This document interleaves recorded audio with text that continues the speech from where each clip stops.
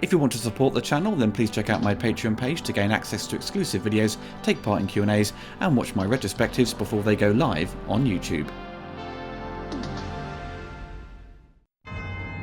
Hi everyone, it's Oliver Harper here. For this audio commentary on Death Warrant, I am joined by Audi Sorlie, who is no stranger to Van Damme commentaries, having provided ones to Street Fighter, Maximum Risk, Double Team and Universal Soldier: The Return for the label 88 Films. How you doing, Audi? Are you looking forward to chatting about Death Warrant? Hey Oliver, and thank you for going through my esteemed resume there. Only the best movies from me for 88 Films. But yeah, I'm doing very good, and in fact, before recording this, we were talking about the fact that Death Warrant is one of the Van Damme movies I've only seen a handful of times, rather than every day of my life. So this is actually going to be quite interesting, because it's a bit new to me again, because I hadn't seen this since, believe it or not, I think about 1993. Wow, okay. Well, I got it very early on, the Van Damme movies were coming out, and the sort of budget labels, really. I think probably around 92, actually, 93 as well. So it was, one of those. The cover is so enticing at the time when you're a kid, just seeing Van Damme just just standing there posing. I love that. It looks cool. Oh yeah, and I mean the title, right? So effective. It's Death Warrant, and the thing I remember most about this film before getting into the film itself was just, I don't know if you recall, but the trailer. I remember seeing that when I went to see. I went to the theaters, and I'm trying to remember what movie we went to see, but it tells you how good this trailer was. That I remember the trailer, but not the movie. But on the trailer, they showed shots of Bloodsport. Then they showed Kickboxer, and it was something like, Van Damme took them down in Bloodsport. He won in Kickboxer. Now he's back in Death Warrant. And I was like, yeah, that's the next one. Death Warrant. I've seen that trailer as well. It also has the music to Life Force. Yeah, cut it to. It did. Not the video game. No, the Henry Mancini score, which is also good. But yes, that trailer has sat with me more so than this film, I guess, because I still kind of flash that trailer in my mind sometimes. But the film kind of escaped me a bit, so I rented it a few times, and we'll get into why maybe it didn't leave as much of a impact on me as, say, Double Impact. Okay, folks, if you wish to sync this commentary with your own copy of the film, put the timestamp to 0 and press play now. Yeah, so basically, this film was the third in Cannon's sort of contract with Van Damme, because the first one was supposed to be Bloodsport, then it was Cyborg, then it was apparently this movie. But obviously, Cannon had gone into financial difficulties, so the production, I think, once it was finished, or perhaps halfway through, they'd sort of went tits up, and it's sort of essentially another company coming to sort of pay for to finish off and release the movie, which I think either was Pathé or was later on it sort of ends up at MGM. But all I know is that MGM had purchased a lot of Cannon's library over the years, so it's always a little bit muddled area on that, but it very much feels like a Cannon movie. Even with the trailer, because the trailer has a voiceover by the same guy who does the trailers for all of Cannon's films. Yeah, exactly. That's kind of what I remembered too when I was telling you before recording this, that I haven't watched this in a while, but is this like a Canon property? And because it does, the whole concept to me, and a bit of the kind of also the supporting cast and their performances, which generally in Cannon films, I feel like the supporting cast does a better job than the main actor. I think this is kind of like a Cannon film thing for me, at least. And in this film, that's definitely a little bit of the case. We'll get into it. But the supporting cast in this film is really good. And it feels almost like a vehicle that could have worked for someone like Michael Dudikoff as much as like Van Damme. Yeah, definitely. It weirdly feels like either the director sort of set out to sort of do this sort of serious sort of like prison drama, and then it was kind of like, let's kind of retool this to be a Van Damme film, and he's not. It doesn't say. I'm not to say he gives a bad performance or anything like that. I think he's quite good in the film, but the action is quite sparse for a particular for a film at this period of his career. Yeah. So I know Van Damme had wanted to sort of, once he'd done Kickboxer, it was the idea to sort of move away from the sort of tournament sort of martial arts movies, because with things like we saw the following year after this with Lionheart or AWOL, it was to do something a little bit more dramatic, and then it was still kind of, people were going to see his films because of his martial arts, but it wasn't just like, this is going to be another tournament.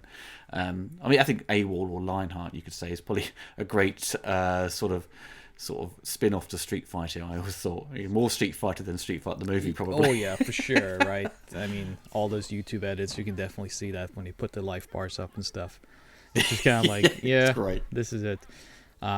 We saw some credits on the screen, and I think there's a big credit we need to talk about later. But the music, I don't know if you noticed the music to this film, which it's a little bit pedestrian, but it works for the film. But it's by Gary Chang, and I actually kind of like Chang's work. He also did Under Siege, and he did Double Team, which I think has a pretty good score for a Van Damme film.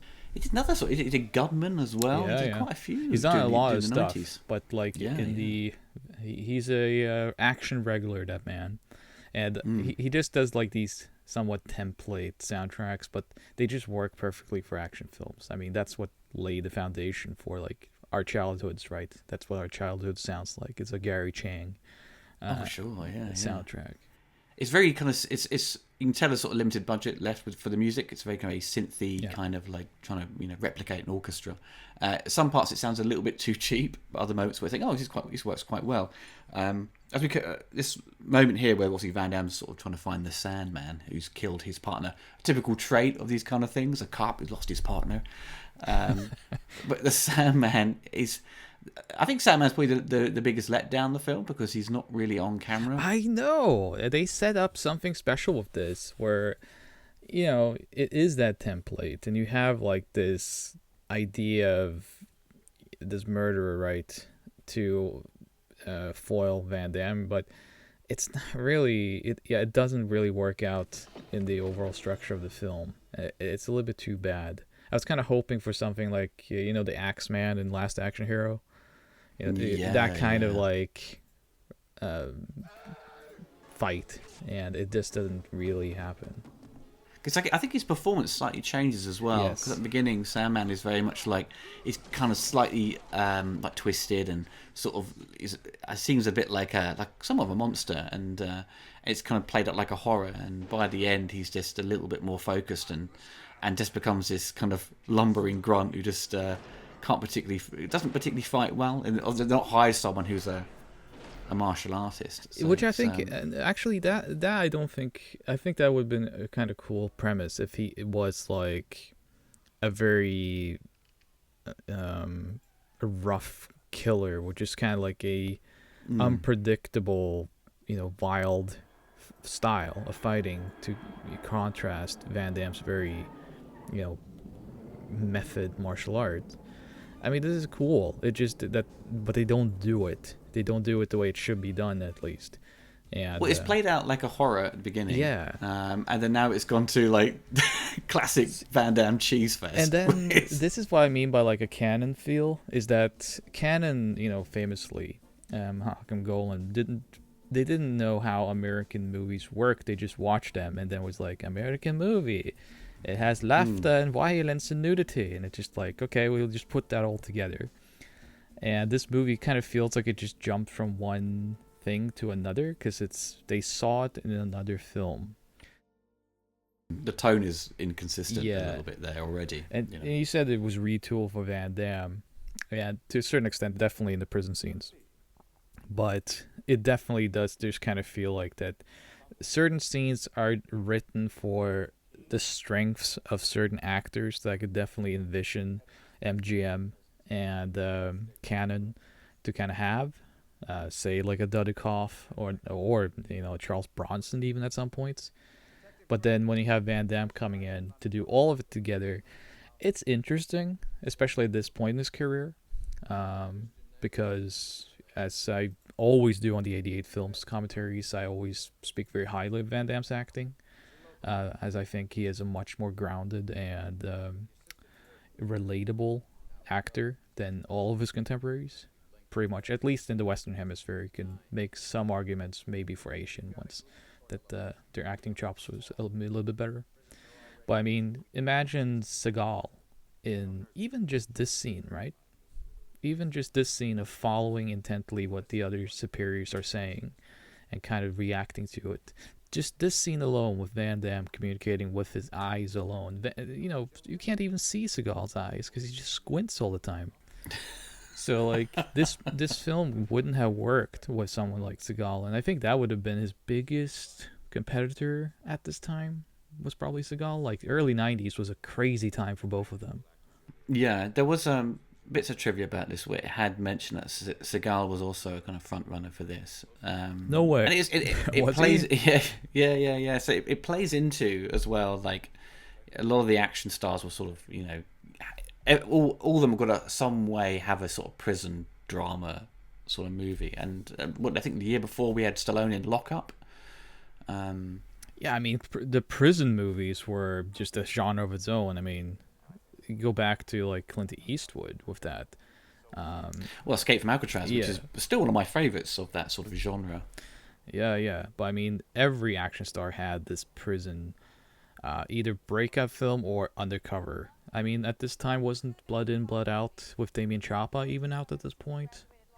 Ooh, possibly. It's hard to say about sort of from my memory, but there was also Ray Liotta like would star in No Escape, another sort of kind of somewhat prison kind of, you know, themed. No Escape. That's the one on the island, right? Yeah, which is kind of different name, isn't it? In outside in some countries. Yes. Yeah. But I know what you mean. It had a Super Nintendo game. Yeah, which is awful. Which is terrible.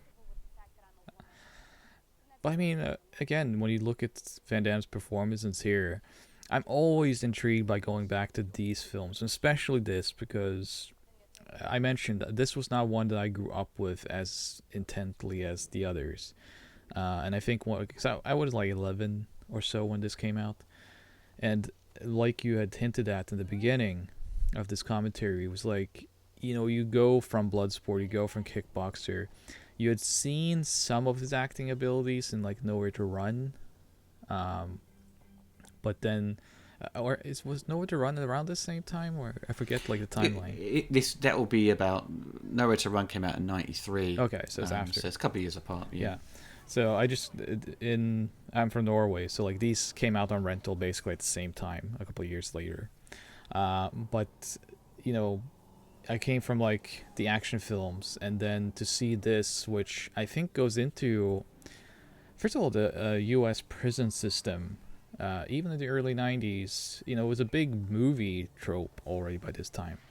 But me as a young European, I wasn't too familiar with it, and I found it a little bit too intimidating maybe for what I was used to with Van Damme. Could you think sort of, at the time I thought it was because you're not familiar with the US sort of system, and the sort of corruption that is kind of played into the story, that you think, oh, it seems a little bit farcical, but it was a similar, you know, plot thread throughout all of these kind of prison movies, because it's always just like, you know, the head of the prison is corrupt, their staff are abusing the prisoners, and then also plays onto this plot point it's kind of, you know, you don't really discover it to the end. It's a little bit, I think it's a little bit muddled with it trying to sort of put the puzzle together, with the sort of investigation of all the blood types, and then finding out that, you know, these prisoners are being killed to sell their body parts. Now we've seen some Van Damme royalty on screen during this part. I don't know if you noticed, but you definitely had Paul Toka there, who was the Muay Thai fighter in Bloodsport. He has like the bandana on. He's surveying out there. I forget what the other gentleman's name is. He was a bodyguard for Van Damme in real life, but he was the other kind of Muay Thai fighter in Bloodsport. A taller guy with black curly hair. Oh. Is he the one with sort of has the sort of Zangief haircut? He looks somewhat familiar. The one who's the other guy who's going, you know, spiking people in the back of the head. Yeah, I think we'll see. He looks very familiar. Yeah, I always forget his name, and every movie I see and every commentary I do for like labels and stuff, he always shows up on screen. He's like, "There he is. You remember him, right?" Because I totally don't, and you kind of just have to swing with it. But yeah, I mean, he is in basically every Van Damme film up until about Universal Soldier's Return, and in real life, he was one of Van Damme's actual bodyguards and a close friend. He trained with him, and was kind of in every movie in a cameo or as an actual actor. And he'll show up again. I'll point him out, and I'll try to remember his name. Now, this movie was photographed by Russell Carpenter. His style was very much evident near the beginning, with the sort of the strong blues for the nighttime scenes, which you worked with the director on Lawnmower Man, and then James Cameron was like, "Oh, that film looks great," and sort of pinched the DP and used him pretty much throughout the rest of his movies from True Lies onwards. And this film has a great visual style, especially when when Van Damme's getting tortured. There's a great lighting scheme to it all, and the prison break near the end, with a lot of reds used as well. But it's kind of like, it's the as long as you've got some decent gels, you're going to make something look good with red and blue. Now, this actor here, though, I mean, when talking about supporting cast and kind of, in all honesty, kind of outperforming Van Damme at this stage of his career, it's Robert Digg. So I live in Montreal, and his name would be pronounced Guillaume in Montreal or in France, but I don't know if it's Julien or Julien in English. But anyways, this gentleman here with the dead eye, who I think he was also the English voice for like the ape in Lion King. I forget what his English name is, the character, but the one that races up Simba into the air. Oh, Rafiki. Rafiki, yes, thank you. Yeah, he was also the voice of Rafiki, I believe. I didn't grow up with the English Disney movies, but I saw it not too long ago in English. He does a lot of voiceover for video games. Did Half-Life 2 as well. Kingdom Hearts 2, did tons of stuff. Fantastic. When I was younger, I was like, at first I thought, is that the same guys in AWOL? Oh yeah, you're right. He always gets a black sidekick, which is always kind of who always ends up sort of out-acting Van Damme. When I interviewed Peter McDonald for In Search of Lost Action Heroes, we had a section on the quest, and he'd said, actually no, I think he kind of added a little bit about Legionnaire, and Legionnaire was like, well, let's surround Van Damme with loads of talented actors who are theatrically trained, and to sort of help him boost his performance. So they wouldn't. What surprised Jean-Claude was that sometimes when you go to do, their response to it in the dialogue, where they'd probably disappear off set 'cause they're not really needed, but they'd always stay around for Van Damme to feed him his lines to him, or sort of response, which sort of helped him. For those heavy dialogue scenes. Yes, I've heard this before, and I kind of find this a little bit conflicting in terms of like how it was. Because, first of all, I don't think Legionnaire is a great film, even in its performances. There are some performances that are good. But I think having a seasoned actor to kind of be on screen with Van Damme, I think helps him a lot in these early films. And I'm sure for his acting ability, it kept growing. And he already had a lot of sensibilities, though. I mean, you can see it even like something like Bloodsport, that he grounds his performances differently than the other action stars. And while he doesn't lose his fights as often as he maybe should have sometimes, just to kind of for the character's sake, he was willing to show vulnerability in himself as a human being, as a person. And I think that was much more powerful than, again, something what Seagal would never allow. You wouldn't get any sense of humanity from Seagal then or now. I think you can tell that I'm not a big Seagal fan. You get the producer's cameo there. Oh yes, that is Mark Dizal, isn't it? Yeah. Who apparently was very much involved in the porn industry. I think Sheldon Leddish said that then he sort of jumped into sort of doing more sort of serious movies, not skin flicks, and that was thing was he Bloodsport and Kickboxer. Oh, there you go. Finally, the helicopter kick. Early on in the film. Very early, and not slow-mo. But he did that to Paul Toka. That's him. right there, who was the Bloodsport, Wu Tai. He was like, the one guy in Bloodsport got right near the end, didn't he? So, and he does. I think this is the movie he probably gets the most to do, from what I at least recall. In terms of the prisoners sort of who sort of have a major beef with Van Damme's character. It's probably an attempt to give him a little bit more and hopefully kind of break out a bit. But it didn't really work out, unfortunately. I think I don't know what kind of career Paul went on to have on his own, if any, but I think he does an actually pretty good performance in this film. Also, we hadn't mentioned yet is this movie's written by David S. Goyer. Yeah, we hadn't gotten that yet. For all superhero fans, he's the guy who's been sort of, essentially kind of reinventing the genre since the 90s with Blade and then Batman Begins and Man of Steel. And also directed the worst Blade movie, Blade Trinity. But he also, Did you just say the worst? Yes, I did. I don't believe what I'm hearing here. You like the third one? Are you mental? Yes. Are you mental? That's the one I enjoy the most. Oh my God. No. I think when you have to open an actor's eyes with CG, that's innovation. But he in the 90s he did probably one of my favourite movies of that decade, Dark City. So, that's one of my favourite films as well. Yeah, that's a fantastic film. Yeah, incredible. It's this kind of interesting kind of start to his career doing these sort of action movies with the second one, Kickboxer 2. But yes, if anyone has heard me on the 88 films Blu-rays, I just discovered today before doing this commentary that I apparently said in one of my Blu-rays that his first movie was a sequel to a Van Damme film, being Kickboxer 2. We found out today that Goyer actually did that the year after Death Warrant, so I deeply apologize, and you can send your refund request to 88 Films. But this script was originally called Dusted, but I don't know. That's a kind of what I think is that obviously the script has been retooled and probably reshaped into something else. Yeah. But Dusted is still quite a strange name for a prison drama. On the left there, by the way, is the other actor who was Van Damme's bodyguard and also that's right, yes, Bloodsport and such. And I keep forgetting his name, but he shows up in literally every Van Damme film.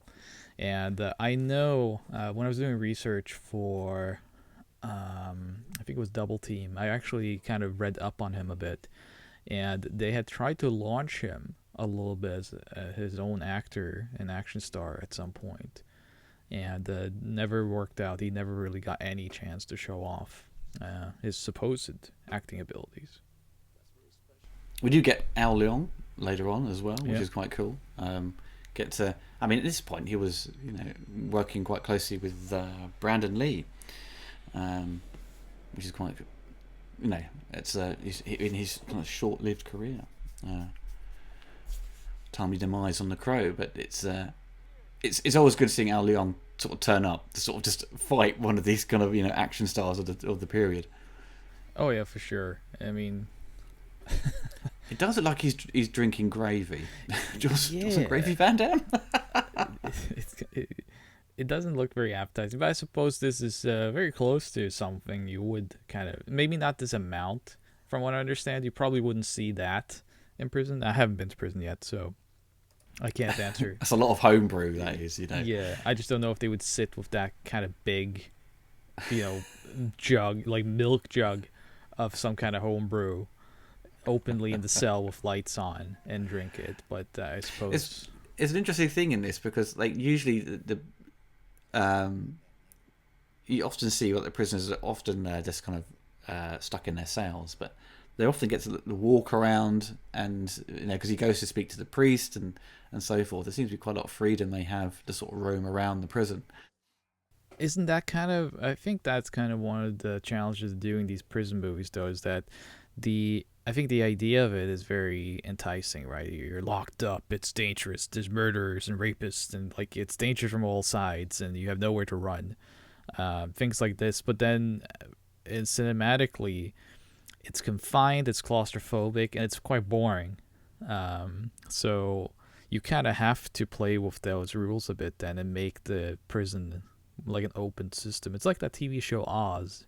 I watched Oz for a few seasons, and I always just felt like that. Man, they have so much freedom to just kind of go around, do willy nilly, and kill each other. It's just, it might as well be in any other building at that point.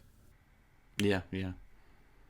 Because usually just let out their cells and they can go like socialize down below, whatever, where there's tables and stuff, and that was about it. Then they get sent back to their cells, but this sort of implies that they can go, anywhere. And there's like where the priest is. It's like it seems to be where even the police don't really want to go down there.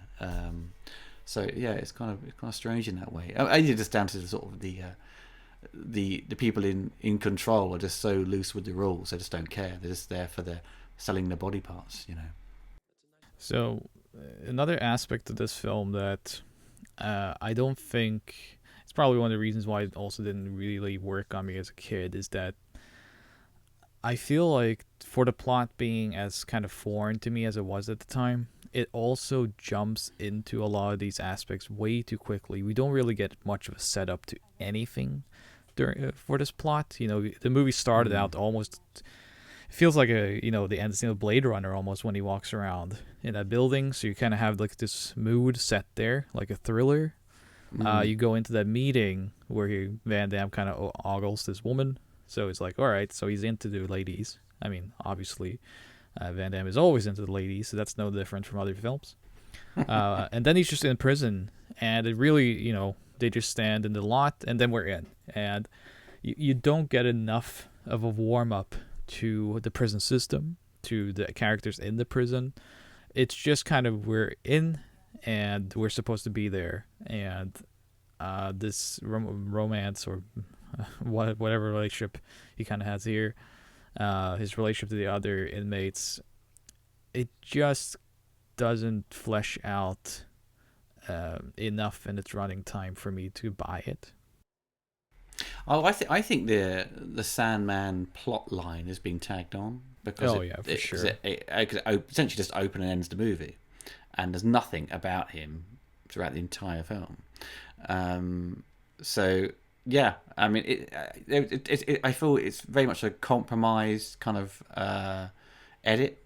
They've obviously trimmed it down to be. We need it to be 90 minutes so that you can play.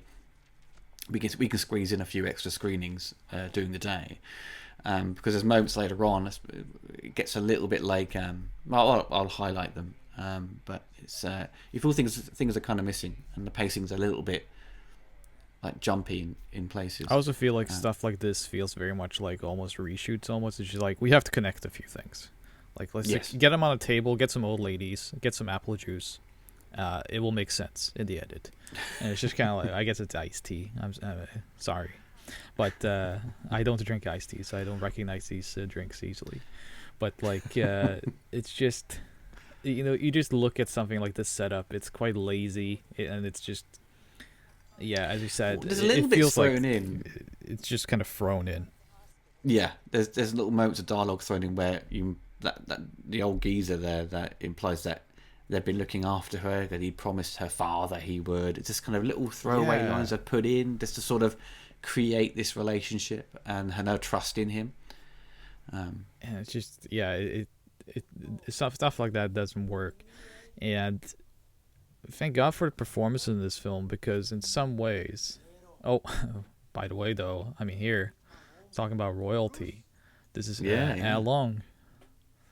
Al Long was like the guy for anything that had anything to do with martial arts or even like Chinese culture. In American films, he would show up. He was, of course, immortalized in Dragon, the Bruce Lee story. He was the chef, and he would be in the video game as the Stage 2 character. That's Big right. Trouble in Little China, of course. It's like you'll either get Al Long or Gerald Okamura, or both of them in your film during this time. I love this moment here, right? Because Van Damme does a couple of kicks on him. Yeah. But Al Leong just kind of stands there. To me, watching it last night, it was like playing a video game, a fighting game with the AI is like really dumb to just stand there and get kicked multiple times. It's like a final fight stage. It's just this is the wave of enemies that come in this scene, and does one kick, and does another kick, doesn't do anything, and one more kick as well. Finish him. and they're all the same.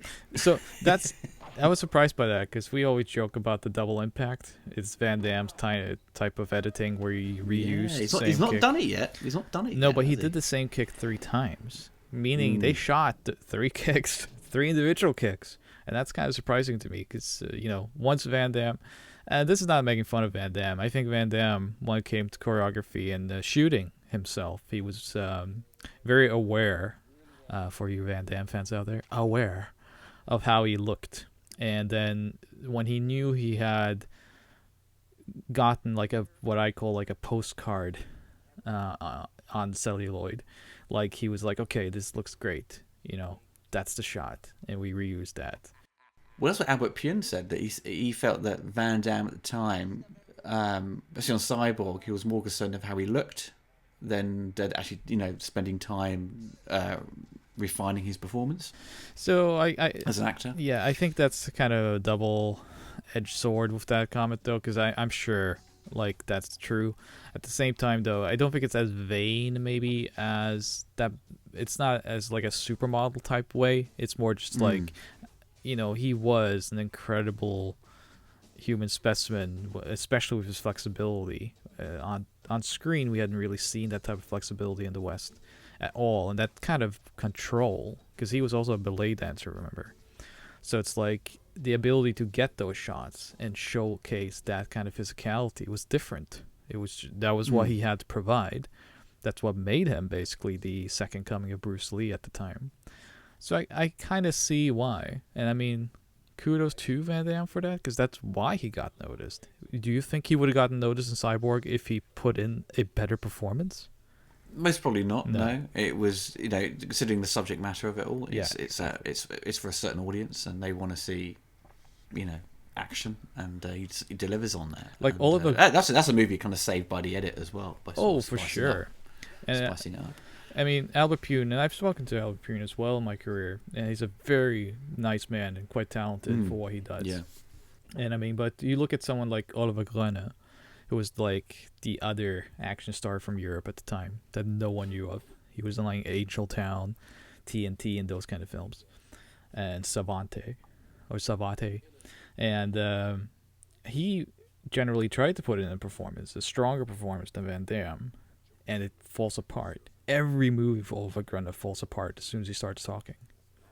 So I mean, I quite like Nemesis though. Nemesis, and that's a Pune movie. Yeah, that was. I think I like that because it's down to the action and Albert's kind of style of editing. It's quite sort of way over the top. Like Nemesis is great. Edits. Nemesis 1 to 3, I like. 4, yes, it exists. But it's not that Oliver Gröner is like terrible in everything he's in. Well, he is, but it's more like that's an example of what I think. Okay, put in more into your performance, martial arts guy. It's like, okay, I will, and then it just falls apart. And Van Damme, I think, knew that, like, he knew his limitations. Yeah, especially this time, because he was trying to become a better actor. And you look at this scene. This is a drama scene. There's not much for us to comment on screen, but you look at Van Damme here, and you look at the way he communicates with his face, with his body, with his intention, his infliction, and it's so beyond. You put any like even Stallone. I think Stallone's a much better actor than what people give him credit for as well. But we put him in that scene, and it just wouldn't work the same way. But with Van Damme, there's a slight like naivete, like a childlike quality, and there's a grounding in his performance that works. Yeah, for sure. This always intrigues me though when you see like these palaces. Blood In, Blood Out is another prison movie I used to watch as a kid, and with the Street Fighter's Damien Chapa, and it has a very similar scene where they kind of enter this velvet sheet castle in a prison, and I always was intrigued when I was kids. Like, does that happen in real life? That you just create these corridors and like, this shag pad in a prison? Where did they get all this stuff? They've like, they've kind of snuck it all in. All these sheets. Yeah, he's got a mobile phone and everything like that. Yeah. I mean, I'm sure people do sneaking mobile phones. I'm sure people have hung Oh yeah, out they've a done that. sheet to hide like whatever they do in their cell. But I don't think they've created like an entrance, a doorway, a dining hall, a bedroom, and a guest room in It's their certainly cell. very, it's certainly very excessive, and also that the priest has this. He's obviously managed to get hold of some sort of red contact lenses, to sort of make himself a little bit more kind of scary. It's kind of also a weird moment here where because the priest is only going to give him only a little bit of information, implying that okay, you got to go speak to this person. It's kind of like Death Warrant would actually be quite a good sort of point and click adventure, Yeah, totally. With the like fighting game scenes. like Monkey Island, sort of having Van Damme going around this prison talking to people. Oh, can you imagine? That'd be great. I mean, it would be a weird kind of strange Amiga game that would have come out. But so he says, go speak to this person. But when you see him again with the priest has let him use his mobile phone, and he's like, I need to get some more stuff. He's like, yeah, sure, I can help you out. So it's kind of it's like either we're kind of missing something that sort of creates a little bit more of a friendship between them or trusting. But he just seems to, or either it just sort of implies that Van Damme's just given him more money. Yeah, I don't know which one is which. I'm guessing it's all comes down to editing. I'm guessing there's something we're missing, some scenes. But I mean, it's what I talked about earlier. We're being thrown into all these like webs with no warning, no warm up, no real information to go on other than very arbitrary dialogue here, with just kind of like, as you said, it feels like an adventure game almost, which is like your fetch quest is now this, and it's like all right. And now he's back to mopping the floors. So, How do you get that job? He's like that. These are sort of getting a job within the prison system has always sort of implied that you'd have to have been there for a while. yeah. Them to trust you, because there's always someone who works in the library, isn't there? Who goes around handing out the books and stuff, and they've been there for 15 years because they killed Yeah, because you someone. get, like, in real life, you get, like, perks from that. Like, you get, it's not contraband, because that's illegal, but, like, you get whatever the English word for it is. Like, you don't get necessarily money, but you get, like, food items or something. Yeah, you get extra things, basically, yeah. Well, it's showing good behaviour. Yeah. So, yeah, it just builds character. In real life, it builds character, and it gives, it looks good on your parole, I guess. So, there's another scene where I think Van Damme does a fairly good. I mean, it's a small dialogue scene. I'm really. I know I'm kind of nitpicking these things, but like, I'm always intrigued by Van Damme's dialogue in these older films because it doesn't get revisited enough by people who know what they're talking about. So I have to do it, and it's just kind of like, I'm always intrigued by how well he pulled it off at the time. And then you go back and actually read reviews, and I'm kind of perplexed and sometimes quite offended by how harsh people were on him, considering that like he was putting in the works at a rate where I don't think his contemporaries were. I mean, the others had given up. Even Stallone at this time wasn't this like this was during the time where he was doing like Stop or My Mom Will Shoot and stuff. Mm. Well, it's interesting if you go back and read some of the reviews, other movies outside of Van Damme's catalogue, even like, because I discussed a bit of it I did a video about film magazines, and Cine Fantastique was one of them who were, who for one provided incredible sort of research and on making of movies, of the latest ones coming out, but also their reviews were brutal on films. Where these are movies that everyone also will come to adore and love, and they're just a bit like, just ripping it to shreds in some cases, which it's amusing to read, but it's also at the times like, whoa, it's like people thought either they only thought differently to the mainstream audience, or it goes down to the fact that people who get a bit wound up when I sort of highlight, Roger Ebert or Gene Siskel's review of a movie from that period, and they don't like it, and the listener or the fans go, oh, I can't believe they said that. But it's like, but they're watching 30 movies a week, and they're seeing the same thing over and over again, perhaps, in terms of like a similar type of film. Yeah, there's definitely something of that. And also, this was an era of authorship in movies. So we still, at this time, nowadays, young people listening to this, back then, directors meant something. So like, a director would make and break a film basically. We use the name Spielberg, just give it a very clear example, meant something then, right? Where it was considered that the director was kind of a filmmaker, and so the movies, I think, were more individually critiqued, whereas today I think we tend to, everything is in the universes, everything, especially within action, everything is kind of in this bigger grand picture, and it's going to lead up to this, and if you watched 3 movies ago, they said that, so that kind of makes sense, and movies are just critiqued differently within the action scenes. It was fair, I mean. So I can kind of see also back then why they'd be more critical of films like this that are very much made towards a certain audience. It's also made towards a certain scene of like the rentals. They know kind of where its lifetime is going to come from. So I'm not always too surprised about it, but when it comes to the performances, I do get surprised. And one of the big examples was when I was doing the Street Fighter commentary, I was reading up on Raul Julia, who everyone should read on Raul Julia at any time, because fantastic actor and a fantastic person. Left us too soon. But I remember reading, I forget who it was one of the American papers, had done a review of Addams Family, and they critiqued his performance as Gomez. And I'm just like, that's one of the best like performances of that character ever. I mean, even better even in the sequel. He absolutely nails it. He's like this super erotic, intense Gomez that like you fall in love with immediately as you see him, much like Morticia must have. And I'm just like, you believe Raul Julia every second in Street Fighter, and you also do as Gomez on a completely different level. Just shows how good of an actor he was. But even that was critiqued and said it was just over the top and chewing the scenery.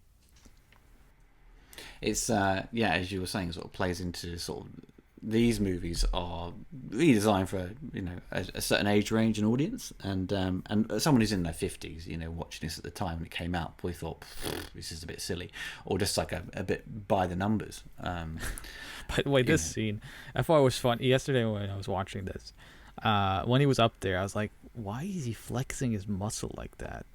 I know. And then the blood came and they fully explain it, and I was like, oh, they thought of the same as me. How smart I am, And I thought this is a clever little scene. I thought it was a fun little scene. He puts the cup on top of it, and just it's just fun action movie stuff. It's just it works. I love the poster in the background, all listing all the handguns. Yes. It's a kind of strange poster to see, Now, another thing I should mention is that they do, I think you note one of the earlier scenes here now, but they mention a few times that Van Damme's character, he is supposedly from Montreal. He's a Quebecer. And what's his name in the movie? It's like Burke, right? Burke, Louis Burke. Yeah, Burke is not a familiar surname to that. Yes, so, for the French. Milady is actually born and raised in Laval, Montreal. And let me just confirm that his accent, nor his name, nor his behavior would be very Quebecois. So kind of take offense to the idea that he's from Quebec. And we got here the Van Damme's kind of one of his friends, isn't it? Who's a computer hacker. They had to have the 90s computer hacker in here. He's like a complete perv. Is so funny, and he's like, obviously he's definitely desperate to get in her pants, but also he doesn't want to miss Star Trek. At the same time, and TNG is on. I mean, I don't want to miss that either. So, and this would have been around season 3 when it starts getting good. So wasn't the first 2 seasons like really bad, weren't they? Oh, TNG. Sure. Oh man, we can go into that if you want. I mean, this scene. TNG. So the first season, I mean, was a holdover of Roddenberry stuff, and quite bad. I mean, no offense to Roddenberry, but by the late 80s, early 90s, his ideas were kind of out. And season 2, they're starting to find their footing. But when Riker grows the beard, which is around season 3, that's when it starts getting good. The beard. The beard really actually for audiences. It's really funny because it does signal the change in the series tone and approach. That's when they started bringing in actual like politics and philosophy. They should have all had beards. They should have. Even the women. Even the women. Even Deanna Troy.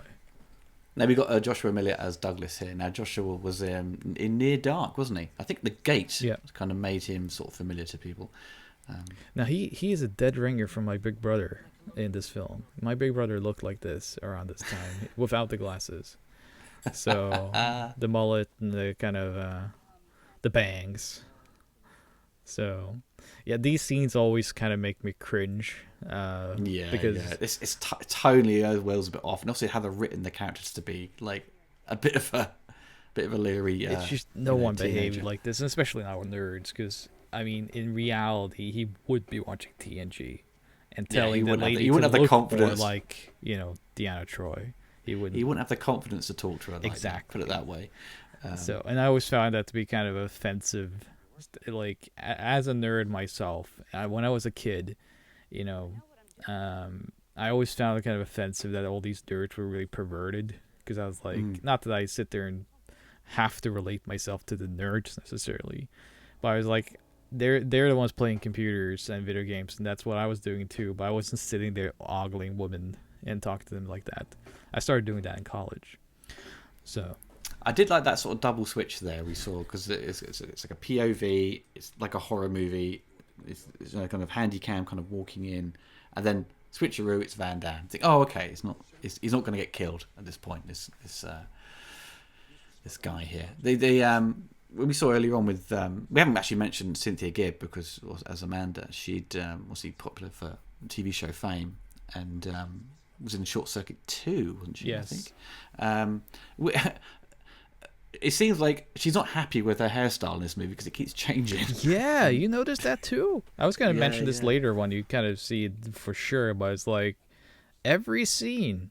And that makes me also think, though, that she was probably on other shoots at the time, and they had to shoehorn in those scenes I was talking about. And they just was like, you're not going to poof up my hair again. Like, because later on her hair's not poofed up, and it actually kind of works better. And they for the first 2 acts, the hair's like one side like a comb over with a boof of hair, It's just like the Elaine Bennis in this film, where it's just kind of like she has that poofed up hair, or it just suddenly goes down is straight. So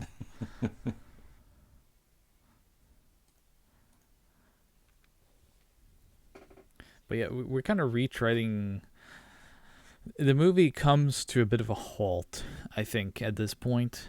We're jumping from scene to scene with these kind of small tidbits. And it's clear here that a action scene is desperately needed for a Van Damme film.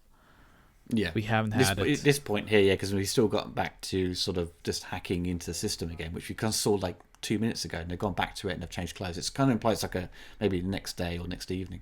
And I always love the hacking, these movies. It's always great. It's always just like makes no sense, this hacking, what he's doing.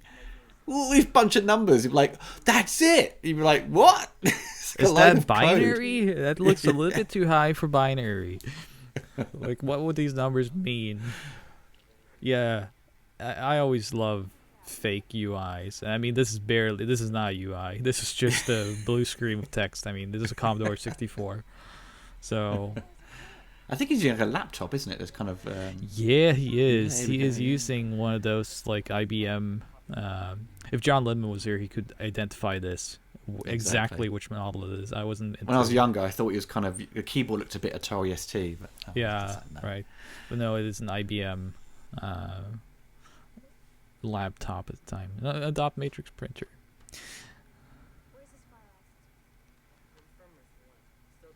So they've changed his hair now. Yeah, he has the ponytail as well. I think maybe just down to sort of like maybe because it's like the second day he's going to hang out with her, I better look a bit more attractive. Well, he's the one who's got the open shirt now, if you noticed. Yeah. Like they've switched places. And I don't know if that's intentional or not, because he actually does get a kiss here. So I don't know if like there's some kind of commentary going on there. I'm going to guess no. But these scenes, I mean, I was saying it desperately needs an action scene here to bring us back in, but we don't get it, not yet. But we do get these scenes of them, her, and you mentioned the hair. Also, her makeup is a little bit different, and the way it's shot. I mean, the photography with Van Damme on the phone is brilliant. Yeah, really whereas good. here it's very. I mean, you have a bit of a Dutch flat. angle, but it's flat, and the lighting is horrible, which makes me think that like this is just like second unit crew, and they needed something. They needed a little bit more elaboration, maybe. I'm sure that Van Damme scene was shot for something, but it doesn't feel like her scene adds up to Van Damme's scene. No. It's kind of weird because it's when they attack Van Damme's friend in the cell, his cellmate. I always thought they kind of got the wrong person. You know what I mean? Yeah. I thought, it must be him. And they sort of strangled him, but because he hadn't, maybe because he'd was just an associate of Burke, and they thought, well, we'll just kill him anyway. I love that. Now, why didn't Van Damme come out before they killed him? I know. That poor guy. I mean, he died a horrible way. It's always like, yeah. Because Van Damme was under the bed already and fully dressed. I mean, the lighting here is brilliant. I love when he's getting pulled down into the underbelly of the prison. This is in the trailer as well. So they clearly knew they had, a good shot here. See, Arnie didn't do a prison movie 2 years later with Escape Plan. So Arnie was calling out for one in the early 90s, but it didn't happen. Escape Plan. Was that the one with Stallone? Yeah. Yeah, which wasn't as bad. I like that one. I thought it was quite good. He speaks German in it. I think, is that the first time like Arnold had a prolonged German dialogue scene? Possibly, yeah. I don't think he liked speaking German on camera too much, for what I heard. So what, they're going to confuse his audience. He's not. He's German. He was a dead ringer for a Texan. His muscles. Good God. But yeah, we haven't even talked about the warden here though. The big guy. I think what's his name? Art Lafleur. Lafleur, yeah. He has a more Quebecian name than Van Damme does. But Son de Graaf. Yeah. Yeah, de Graaf was his name. That's right in the film. And he's in The Blob, isn't he? He's in loads of stuff like Cobra, character Field actor, of Dreams. Wonderful character actor, but very much a character actor though. Like every time you see him, he has to play himself so broad because he is such a wide guy. Like the big nose, he's the like wide square, shoulders. He he looks like he came off a football field. So it's you can't tell if he's in shape or out of shape. You know what I mean? No, because he's just constantly in the shape. He's just a shape. So it's like the American football player. It's he like passed away. He passed away last year in November. I was shocked to see it, but I was gonna say it's like a Big Van Vader in pro wrestling. It's just a big man who's just wide and strong. It's like I guess you can't say he's in shape, but he is in shape. So he's got the sort of that 1950s look, you know what I mean, of like men in shape. You can't really tell, I'm very triggered by this scene with first of all, I hate cigarettes, but I'm also just like the fact that it's not been dusted off, or what do you call it when you tap it? No, tap the ash off, and he's gone on his. It's gone. That would drive me nuts as well. It's just literally gone on his near his neck. Yeah, it's like all that. No, just don't do that. I don't know what they're trying to say with that, but I'm just saying no. I always found this bit a little bit like, just like, quite scary when I was younger. Yeah. Just, you don't really see, wasn't that many films I'd seen where someone had essentially been burnt alive and trying to smash their way out as well at the end. When I was watching this yesterday, I did the commentary not too long ago for 88, which was Story of Rikio. And I mean, the contrast of prison movie, right? Where, that is a film. That is gold. That's comedy gold. That is. Yes. I mean, that movie is crazy and very different. If you haven't seen it, go to 88 and pick up Story of Riki. I have a commentary on it. But that's like another prison break film. You can't even call it a prison break film because it's weird. It's weird. It's so bonkers. It's so Fist of the North Star as well. But it's at the end, very Hokuto no Ken slashed with Great Escape. When the prison warden transforms into that big monster, it just reminded me of Jerry's uncle. He just got really buff. Hello, Jerry. It's like, Uncle buff. Leo. Uncle Leo. Yes. Yeah. Our second Seinfeld reference. There you go. But this scene made me think of Story of Riki a bit because there's all these the entire Story of Riki is just a murder scene. But this is like a slightly horrific murder here. I find this somewhat troubling to watch when Yeah, people it get is. burnt alive. It's done. It's done. It's not. It's done with so much like sort of intensity. You know? Yeah, it's good. For a Van Damme film, especially. I mean, as I said, you come from. It's another reason why I think I just kind of didn't connect with this film, because you come from something like Kickboxer or Bloodsport or Double Impact and these kinds of films, and it's just kind of like, death. The way it's handled for the most part in this movie is you break someone's neck, you roundhouse kick them to death, if that even works, or just it's a fight to the finish, and it's just like when the fight's over, they just lay on the ground. Yeah. But then you have a film like this where people, we saw the piano string earlier, which I found, like, I also find, like, slit throats and this kind of stuff very tough. Like, it's not that I have to turn away. People getting eyes gouged. Yeah, or eyes gouged. Wrists cut. Yeah. I find. Oh, I can't watch. Exactly. Yeah. I find this very troubling and just kind of like unsettling. And I wasn't used to that in Van Damme films. They can be violent, yes, but they kind of, yes, there's a wood chipper in Double Impact, but it's so comical almost. It's just like preposterous. But this is another trailer shot, by the way. Oh, definitely. Yeah. It's great, doesn't it? It's one of those good shots you've got to put in. Yes. The moment there where they're sort of doing a strip search on what's her name again? Cynthia Gibb.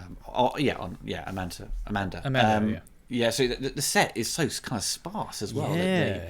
It's and also another shot that feels like a second unit, or like a need to get this shot to sort of connect some of the bits. But unless very she was flat just photography. shy and it's like a locked set type situation, because sometimes that, I mean, this is some filmmaking stuff that people generally don't care about, but it's like if people are shy and stuff, there can be sets constructed which are locked down and there's only like the necessary units there, right? So it could be something like this, but it's probably, like you say, it's probably just inserted because I think it's budget limitations as well. I think there's a lot of sequences we see where people are in like just got like a room, but there's not much there. Like with the researching the files, the records. Yeah. There's like an odd couple of posters on the wall. You know what I mean? It's just there's not much set dressing. So it doesn't, it often seems weirdly, because when I watched it last night, actually to sort of refresh myself, and you've got a prison that's corrupt, so they're not really going to give a shit about the quality of the prisoners' well-being and how they sort of live and survive in this prison. The kitchen, the cafeteria or whatever it was, the main hall where they eat was kind of clean. Yes, it was. The bit where they were getting sort of checked out for either have lice or whatever, to stand there getting a medical, all super clean and like looks brand new. You know what I mean? It's sort of thing. You think it'd just be a bit run down and a bit like grimy. It doesn't, and obviously the grimy edge to it. It is there with when he's getting thrown into that cell where there's no sunlight, and so that kind of fits all that. But there's parts of it where I think the production design sort of lets it down or shows its limitations with its budget. Now, I don't know if you agree with me here, but as I watched every Van Damme movie over and over, as much as I'm an expert on his fight scenes, choreography, and background, you inadvertently also become an expert on his love scenes because they're everywhere and plentiful, especially in Inferno. There's no Van Damme bum in this, is there? Well, you kind of. Yeah, there is. In a sense. He was naked in his cell. That's true. Yeah. You don't get the clean shot of it, which I'm actually amazed by. But this, first of all, it ranks as one of his worst, I think. It comes out of nowhere, and these characters have not, they have no background, and you just kind of think that well, because he's been in prison for a while, so he's got needs, so he's just a bit that's like fine. Randy. If they communicate, if you can communicate that even better, I mean that's realistic enough, and I think totally fine. And it also kind of displays, a bit of a character development that like even him in this system, being a cop or undercover, like even him in there is becoming a little bit like basic and has basic needs.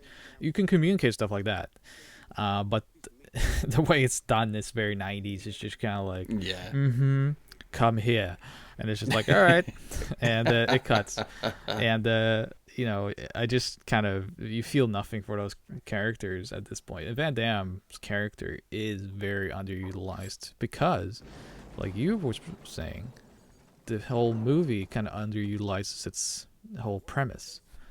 So, also it feels like there's scenes missing between here and what's happening now. Well, it's weirdly at the end, you know, when the nerd comes along, you only see him in like 2 shots, and Amanda's wearing his jacket. You think, where? And it's like he doesn't say anything because he turns up. So it clearly, and it's also one of those movies where, like a lot of action movies, where they sort of, once they've defeated the bad guy, they want to quickly wrap up and get to the end credits. And this movie has it. Sudden Death has it. You know, like the last line's like, "My dad's a firefighter," or something like that. It just ends. It's like, what?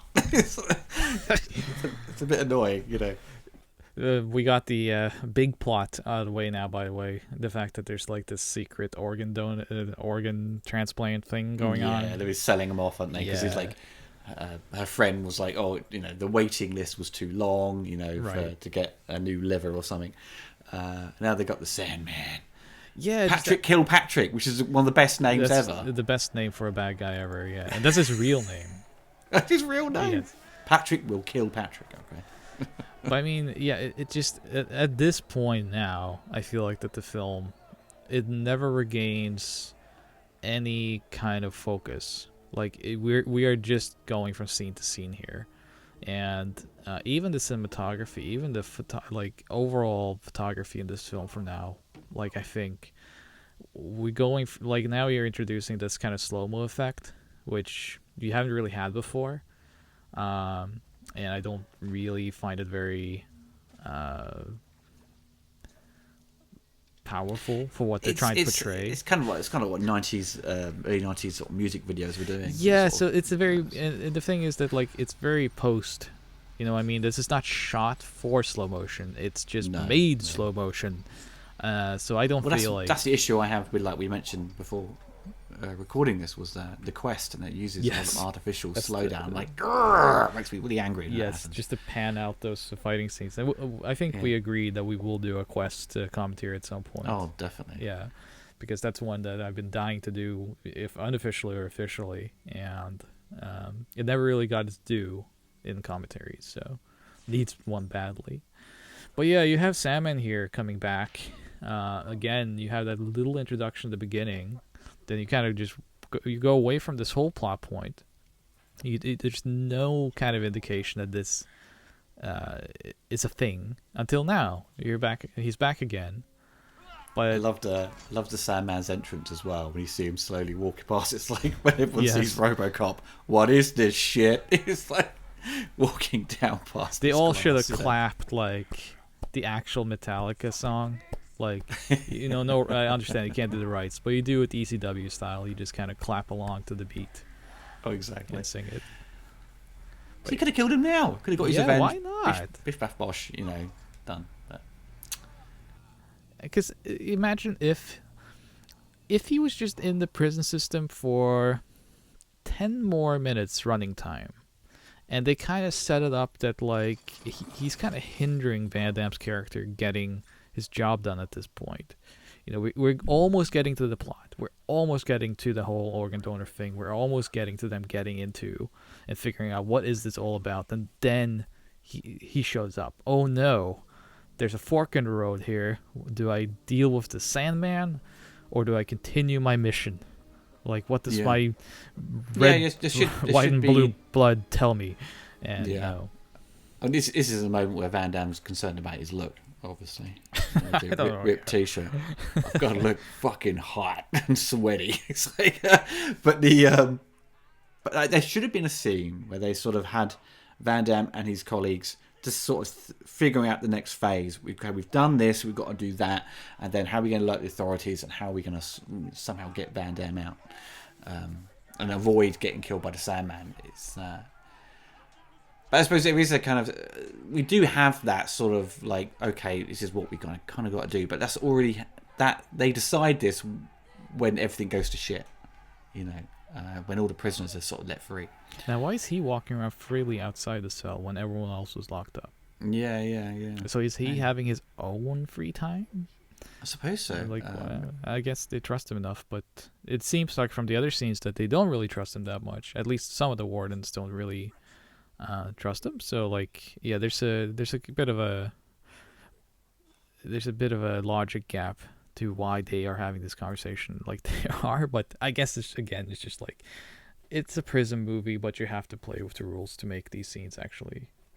And all the security guards corrupt? Because some you sort of imply that some aren't. They just That's you know. another kind of confusing aspect, and we don't spend enough time with that either. With like what is actually corrupt about the prison system, like who is and who isn't.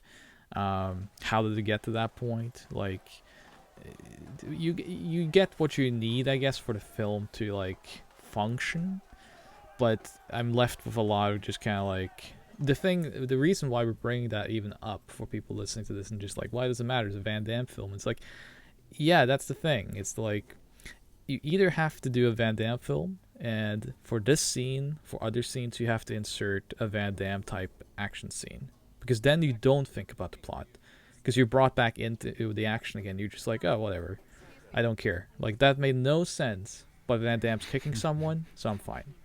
But we don't get that here, so we spend way too much time watching and figuring out the plot, and that's when it starts making no sense, because we're just like, huh? What? Well, the other guy, she just walked past and said, "Don't." She goes, "Stay away from me." I don't know why she has so much beef with him, because all he was just concerned about was like giving Van Damme money. Yeah. So it's kind of like we're missing an extra scene or something where they had some conflict or difference of opinion that would somewhat jeopardize this kind of mission. But it's kind of not there. Yeah, it's strange because I feel like this movie has so few characters for a film that should have, it has a whole prison system to work with. It has, you get the priest. We don't get enough of the priest. I wish the priest was in the film way more. Yeah, he becomes a sort of integral sort of part for Van Damme's escape. And, yeah. It's a cool character. Cool character, and I think he could do a lot. I love when these films try to make contrast to Van Damme's kind of clean look, clean performances. And, as we mentioned earlier, that's how we get a good performance out of Van Damme, because you have these seasoned actors working with him and getting the best out of him. But in this film, I feel like it's almost more claustrophobic just from a cast point of view, because I feel like we deal with so few characters, all of which I don't think really get to do enough for what they are. Like Amanda, or Cynthia Gibb's character, we get a lot of her, but I don't think she does enough of like actual like investigation to make it intriguing. We got like that one hacking scene, but it was over in like 2 minutes. It was almost back to back, those two scenes, by the way. They were. Yeah, it's literally one. It's like one's cutaway scene, just slotted in between them. Whereas you would think that like that would be an ongoing thing where like the hacker boy's like, it's a tough system to hack, but I will do it. Give me like a week and I'll get the entire FBI's servers. It's like, oh, I believe in you, and you give him a kiss on the cheek, and then you come back and it's like, you won't believe this, Amanda. I hacked in not only to the FBI but also the CIA and Interpol, and it says that like they're doing this. You would have that scene, but in this film, it's just like, I've hacked the planet. Yeah. Oh, I know the password. Oh, yeah. Oh, you got a string of numbers? Yeah. It's like, all right, and then we're done with that plot point. Well, Van Damme, didn't he? He got another prison movie, In Hell, didn't he? Yeah, I was going to get to that, because that's a fantastic film. I thought it was that was probably one of his best of that sort of that lull period he had in the early noughties, Yeah, because people bring up JCVD as his comeback, and like he can act. He shouldn't have a black belt. He should have an Oscar. And whenever I hear that, not to be the contrarian in the room, the actually guy, but it's like, if you watch In Hell, he already put out an even stronger performance in Hell than JCVD. It's not as honest, because he doesn't poke so much at himself in Hell, but as an actor, it's probably his best performance of all time. And that's not an action movie, that's a prison movie. And it's a prison movie done right. That's a Ringo Lam movie. Rest in peace. Yeah.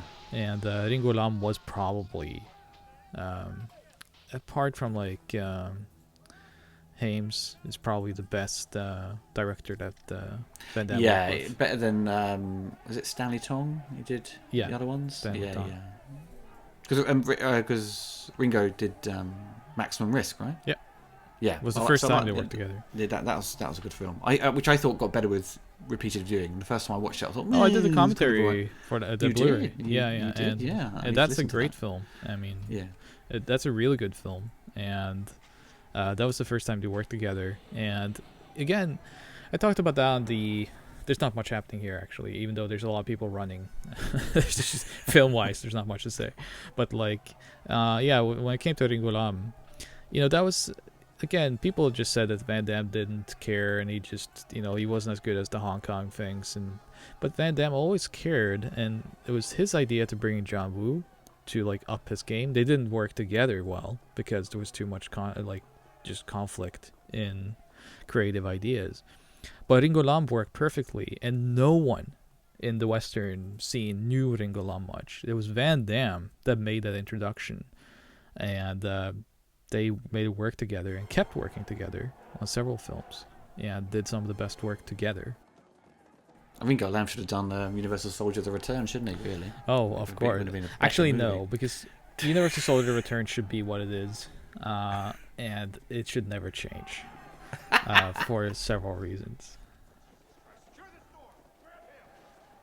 But yeah, you get the scene here now, and oh God, yes, yeah, okay, right. Coming up isn't it one of the best edits, isn't it? Yes. With the kick. Exactly. Oh God, because when I watched it as a young teen, maybe, whatever, or maybe I was like 9 or 10, maybe. No, it can't be that. It must be about 11 or 12. But seeing that edit and that kick, I was just me and my friends just found it hysterical. It's like, what the hell just happened? And then watching it again last night, my girlfriend was seeing it. She was just like, that's impossible. Before we get to the kick, though, we need to make our third Seinfeld commentary, because the doctor in here is actually Kramer's caddy. He's the one that tells the lady to put on her bra. Oh, right. Here we go. Yeah, that. Okay. So we talked about this yet, because I watched this, and I hadn't watched it since the 90s, right? Yeah. And just for the record, I have this movie physically, but just to be faster, I downloaded a rip of it and watched it on my computer for convenience sake. Now, when that scene came on, I thought that, I've got it with Russian dubbing, or alternately the original English track, which I watched in the English just for reference. And I thought, honestly, that whoever ripped the movie and dubbed it to Russian had made an issue, had made some change. And I was like, oh no, what happened here? But then no, I rewinded, watched it again, and noticed that the sound is actually edited correctly, and the music as well. So that's just the absolute worst edit I think I've seen in a Van Damme film. Yeah, that is definitely of him. What was he even doing? He was doing He was doing his, that's a famous kick of his where he kind of twists his waist and puts all the weight over to do a roundhouse kick, a front roundhouse kick.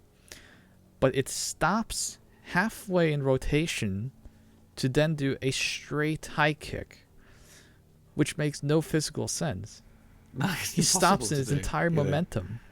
Yeah. It's like a Street Fighter game when you cancel your special and go into, a combo. He did a very good. He did a 2-hit combo. There you go. Oh yeah, and you have this scene now.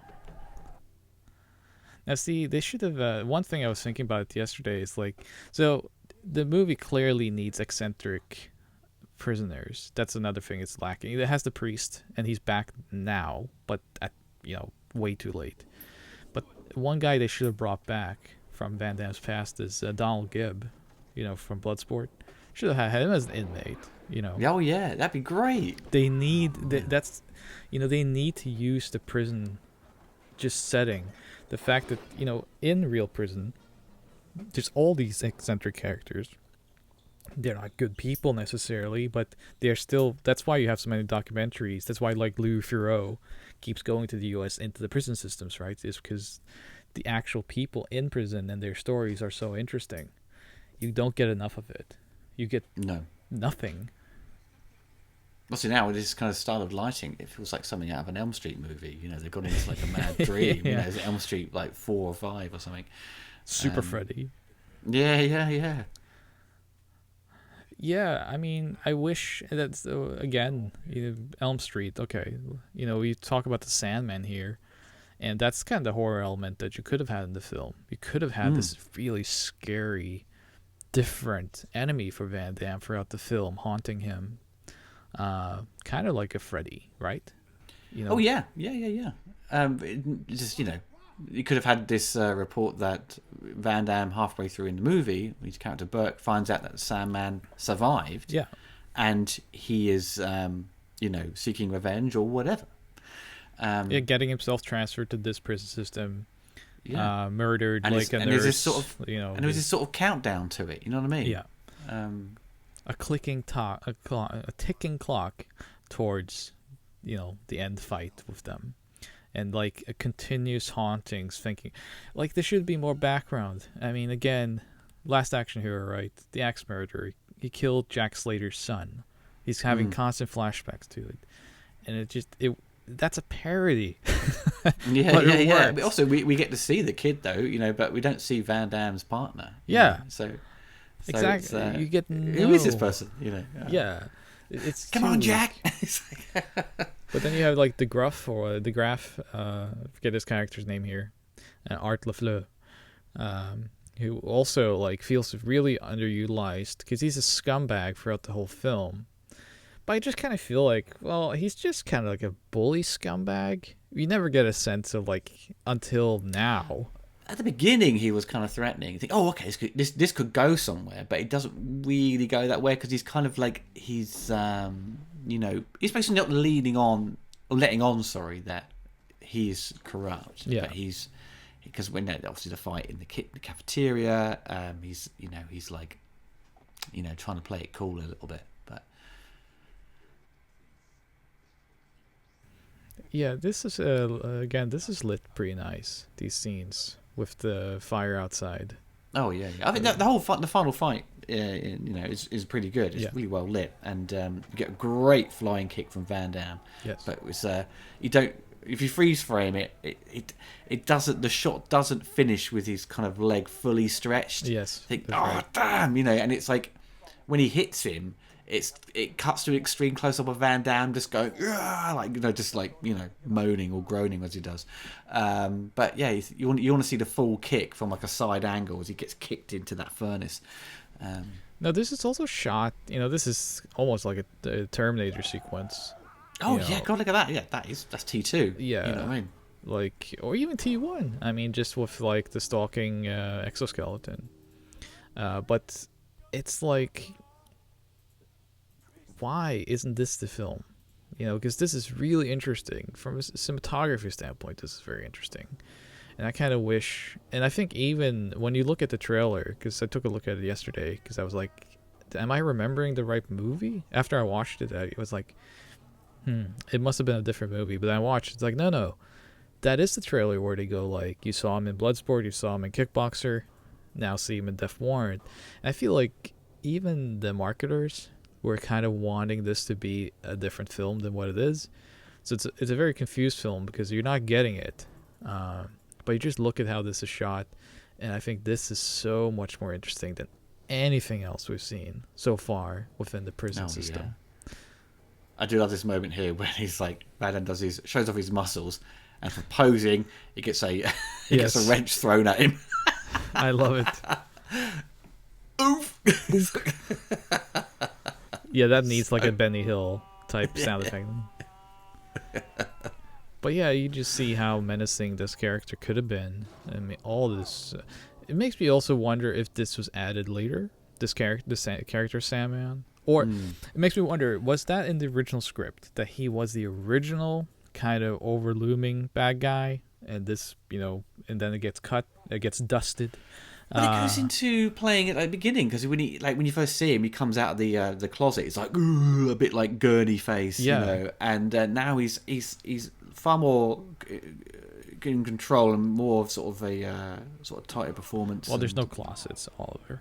Where he's going to pop out of now? But he's just a, it's just a massive thug now. Yeah, now he's exactly. He just feels like Frankenstein's monster at this point. Just kind of like a movie monster. I mean, that's what he suddenly have become.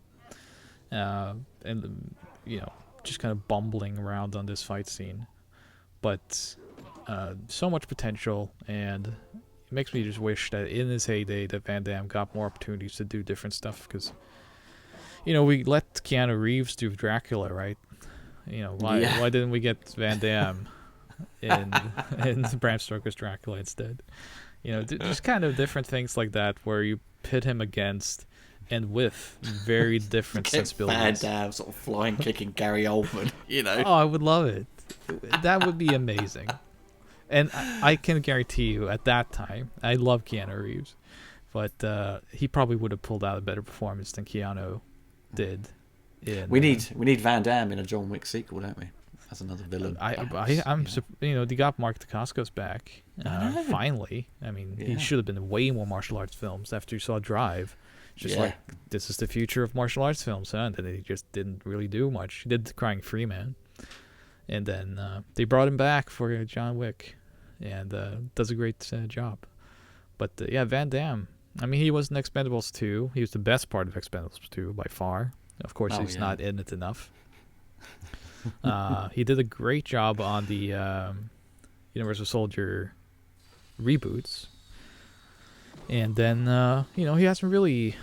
He's kind of done his templates film. He did that Welcome to the Jungle comedy, which was terrible. His recent movie on Netflix wasn't very good either.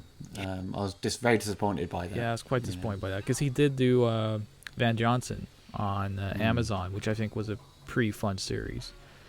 A bit of a retread if you had seen Behind Closed Doors and stuff. I kind of felt like I had seen those funny aspects of him before, but Van Johnson was quite good. If you haven't seen it, go on Amazon, watch that season. It's only one season and 5 episodes, I think. And it's quite good.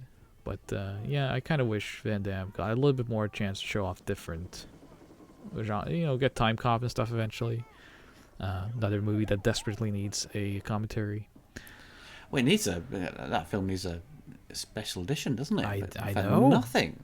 I found quite a few behind-the-scenes videos on YouTube. It's people just kind of not named properly or just hidden away through these kind of advert breaks and just oh, here we go, I found a 5-minute featurette on Time Cop. I always I hoped something like that. Back in the day when I was working for a publication, I did this big piece on Time Cop the video game and its making of, how it tied in with the film, and it was never released. It was deemed not interesting by the publication I was working for. Really? So it's unreleased till this day, and I have it. So I was like, the day anyone does anything with Time Cop, hopefully I can put that out there. That'd be good, man. Yeah. That game is terrible. Yes, it's one of the worst games of all time. Which is why that story is interesting, right? It's just like... Yeah. Well, yeah. It's always with a shit game, there's always an interesting story behind it. Here we go. Yep. Van Damme edits. Yes. The double impact. Another slow motion. Look at him fall over. Such a goof. Clearly someone that wasn't, that kind of... I don't know how... the director of this is what was his name? Serafian. Darren Serafian. Yeah, that's right. Yeah, but he's still working. He did episodes of Swamp Thing and things like that. So he's done a lot of TV. But right. He's still. Yeah, I think he was primarily a TV guy, right? I think, if I remember correctly, he did Nash Bridges and stuff like that, TV action film. Action things, and this, when you see the fight scenes and the action generally in the film, except for some of the more gruesome murders, it does feel very kind of like TV action, if you know what I mean. It lacks that impact of a motion picture action scene. This is great though because he goes, "Welcome to hell." Yes. He just gets kicked into the furnace. Why? Yeah, this is so Epic nonsensical. fail on his behalf. But there you go. You don't get to see it. Yeah, you see that should have been the poster. You know the Bloodsport poster, right? Bolo being fly kicked. the side shot. You know what I mean? Side shot with the flames coming from the side. Man, that would be awesome. Yeah, they should have just composited like the flames on one side, had the side shot of the fly kick, and have him be swallowed into hell, basically. Oh man, it's like you know that shot. Van Damme in fire behind him is always cool. Like Universal Soldier when he stands up, his music goes da da da, and then cuts to Dolph Lundgren looking completely confused. You know. Now this is cool though. The fact that he actually comes out again, I think, is a cool twist. Yeah, but definitely. Don't you just wish though that, like, I understand for the stuntman's, you know, health wise, you can't really do much of a fight scene on fire. But I so wish that Van Damme did like the helicopter kick while he was on fire. Oh yeah, and kicked his head off. He kicked his head off, or just sent him spike. Flying in a fireball, basically. This bit here is just like the end fight in Cyborg now, where he kicks the guy onto the sort of hook in Cyborg, and in this he's going to kick the guy onto that post. Now there was also a film, it was a bit earlier I think, but Sammo Hung did a prison film as well. I think the English name for that was Island of Fire. Alright. And then Jackie Chan has a cameo in there where he does a prison fight, and it's kind of set up not with the fire and stuff, but just people kind of surrounding and watching from the different levels. It's kind of similar. Oh, okay. So, I mean, it was kind of like a trope. It was kind of like every action star has to, you know, be in prison for one film, I guess. Everyone gets their prison time. Now, You know what I mean? yesterday, I was really curious. I wouldn't have minded it, but when we were watching it and Van Damme, you know, softly grabs him by the neck, it looks kind of like he's just gonna give him a good night kiss. Now, I didn't remember the film, and when I watched it, because they hold it there for enough seconds that I managed to think, oh, because he's the Sandman, he's gonna like give him a little kiss and be like good night. And I was like, oh, that now that's a scene, and they don't do it. But I wish they did. He's sitting there going, wait a minute. See, if I remake Death Warrant, this is the film you're getting. I don't think Cannon at the time would have liked that. Maybe not, but you know, it makes so much sense. It's just like, good night, Sandman. This is a bit coming up now though, because he, you know, typical all these movies, the police all turn up, they're all there. We saw them kind of surrounding the building earlier, but just kind of running down this corridor or something. Yeah. But yeah, the nerd turns up with her. It just gets out of the car behind her. She's not wearing a jacket. And then she's going to run over to him. I think then she has a jacket on. You might be right. Because she grabs his jacket. Now, look, you just saw a hand there, put it on. Yeah. Like, just like tap her on the back. But so there's clearly something else shot there for that. Yeah. Also, why is the nerd there? Yeah. Who drove him there? What purpose? Yeah. Well, it's supposed to be a scene where he's supposed to either thank him, you know, because he's helped out Jean-Claude. You know what I mean? They can wait. They can wait till he's at the hospital. So it's in the background there. That's about. I think that may be the last shot we see of him. I think so. Yeah. And as I said though, I think it would be more natural to just not bring a kid. I guess a supposed kid. And he's gone. He's gone. Yeah. He's completely gone. To maximum security prison. Yeah. Mate. And now they're in the spotlights kissing because Like, they where's apparently... Wally? Trying to find him. You know. Yeah, where is he? He's now in prison. In the sequel, it's him. And yeah, I mean, is that a rushed ending or what? Yeah, typical trait of these action movies. It's No. like get out the cinema, roll credits. I thought it was also funny that the first credits you get is for the first unit and second unit, because I think the second unit was the hardest working unit on this film. I still enjoy the movie. It's weirdly because at those early batch of Van Damme movies, I did rewatch this quite a lot because I quite liked the story. It had a bit more story to it than say just a regular tournament film, which was just like training, whatever, right, for the big fight. So, and as you get a bit older, you sort of want more from these kind of movies, and this was kind of offering a bit more. And in the case of like AWOL as well, that had, despite having quite a number of fight scenes, it had an interesting narrative there where he's absolutely, and a strong emotional side as well. So I think AWOL is the better film of these two, though. Within their premises, I mean, because they're all very, Van Damme looks very similar between them, because I think they're very close to each other in terms of production, right? Yeah. And watching this again, I was kind of surprised I hadn't picked it up sooner, because I rewatched all of Van Damme stuff lately for research, and I've watched him throughout my life as the Van Damme superfan, as I'm credited on the 88 films. And it's just kind of like, but this escaped me, and I think I always just had this idea in my mind that's the one I don't like, and I never sat down to think, well, why didn't I like it? And then when you asked me to do the commentary, I watched it, and I was like, yeah, I totally get why I didn't like it. I clearly see why myself at 11 years old finds this just not to be the Van Damme film I would enjoy. I think you're a couple of years older than me, right? But now when I watch it now, I got a lot more out of, especially Van Damme's, early efforts as an actor. I felt like this was definitely a tonal change for him, where I was starting to see like he's much more than just muscles and high kick. And the other performances as well of the supporting cast, I felt was among the strongest this era for sure. Also, at the end song, it's "Bring Me a Dream," and it's like produced by Gary Chang, so it's kind of like playing into the Sandman thing, right? Yeah. So it's it's weird how that they've obviously at the end sort of tailored the song to sort of fit around the Sandman kind of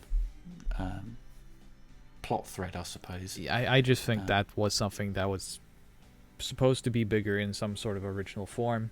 Van Damme gets it brought in, the movie's changed, and changed it a little bit more to bring that aspect back. There must be a work print somewhere of this movie hidden around. Maybe the director's done an interview and said, "Oh yeah, we made a longer movie. Things were cut out due to budget reasons, or the studio just didn't, wanted more screenings, and we just butchered it." That's generally the case with these kind of films. So there you go. It's it's hard to say, because at the same time, this is what 90. It's almost 90 minutes sharp, right, with credits. So I mean, feature length, but it does certainly, due to the editing and the way that with the lack of fight scenes and such, it feels long. It definitely feels its length by the time it's done. I make it sound like I hate the movie, which I absolutely don't, but I can kind of see why the studio just would not want to bring more footage in, because even if you edit this differently, if there wasn't more Van Damme to go around due to the way the movie is shot, I don't know if it would have helped, and the audience at that time wouldn't care. It has the saggy sort of middle act, and it needed a fight scene thrown in. That or sort two. Of moment where, or two, or 50. It's just that moment where should have just been a tournament in prison, like Bloodsport 4, the Dark Kumite. It should have had that moment where they're on the phone, him and Amanda, and there should have been that. He should have been fighting the phone. There should have been that point, shouldn't there? There should have been something put in, just to sort of spice it up a little bit. Like you mentioned Freddy Krueger earlier, when like his tongue comes out the phone. You should just have Van Damme's leg come out the phone on the other end. Well, everyone, that is the end of the commentary. Hope you enjoyed it. Me and Audi will be back with some more. I presume we're doing The Quest. I can't wait. There we go. It's Bloodsport remake, really, isn't it? Yes. There you go, folks. Okay, everyone, take care of yourselves, and goodbye. Bye-bye.